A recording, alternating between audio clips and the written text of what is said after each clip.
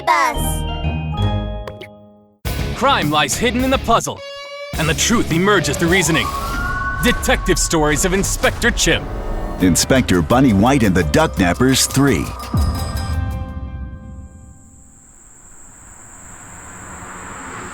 Kyle Coyote drove to the coyotes' hideout. Uncle Kyle, where are we? This isn't my house. You two little idiots shouldn't wander off with strangers in the future, you know? This is the big bad coyote's secret base! Now be a good little guy and you'll become Bossman's Duck Feathercoat soon! Kyle Coyote looked back to watch as Inspector White and Rollie cowered. He was surprised when he was greeted with Inspector White's fist instead. So proud of your bad axe, are you? Inspector White's fist landed squarely on Kyle's head. The coyote groaned and reeled as he fell to the ground, unconscious. Oops, hit him too hard, didn't I? Ugh, this coyote is incorrigible. I was going to ask him where the other ducklings are being held. Other ducklings? But I'm not— Forget it. We'll go in and find them ourselves. Inspector White waved off Rollie's objections as she walked toward the hideout door, stepping on the fainted coyote's belly as she passed over his motionless form. She turned and called over her shoulder. Let's go, Rollie! But to her surprise, Rollie wasn't behind her. He had run ahead of her and was standing at the door to the coyote's hideout. Rollie's quacks beckoned a coyote from the hideout. I'm one lucky coyote. Look at this fat duck treasure I found on the road while I was just minding my own business. Come here, little ducky. What are you doing all the way out here in the middle of nowhere? Find the ducks! Oh, so you're just here to find the other ducklings, is it? Come on then, follow me. I'm your friend, see? I'll take you to them. Uh-oh.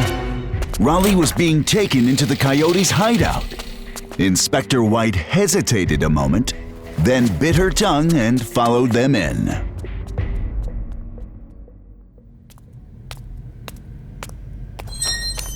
Okay, you fat little duck. Get on in there now.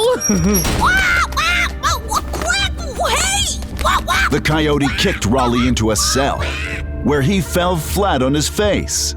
The flat beak he had put on as a disguise fell off. Huh? Look at all these ducks! Huh? What's wrong with you guys? Several plucked ducks were locked up with Rollie. They shivered as they huddled together. Those rotten old coyotes must have done this! Incorrigible! Rollie was so angry he wanted to jump out of his cell and hammer the coyote.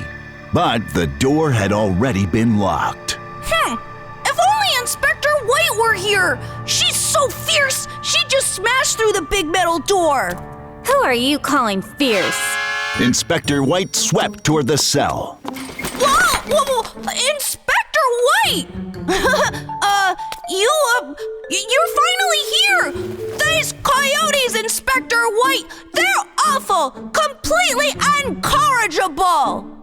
Rollie quickly changed the subject as he noticed a few coyote hairs in Inspector White's fist. Stand back, Rollie, and protect those ducklings! I'm going to get you out of here!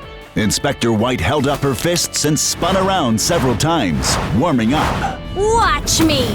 Bunny Meteor Punch! Hee-yah! The door to the cell smashed open the moment Inspector White's fist landed. Rollie and the ducklings gaped, amazed. No! Cheap! Don't just stand there! Come on! I've only taken care of a few of the coyotes at the door. There will be more of them here soon. Not soon. Now.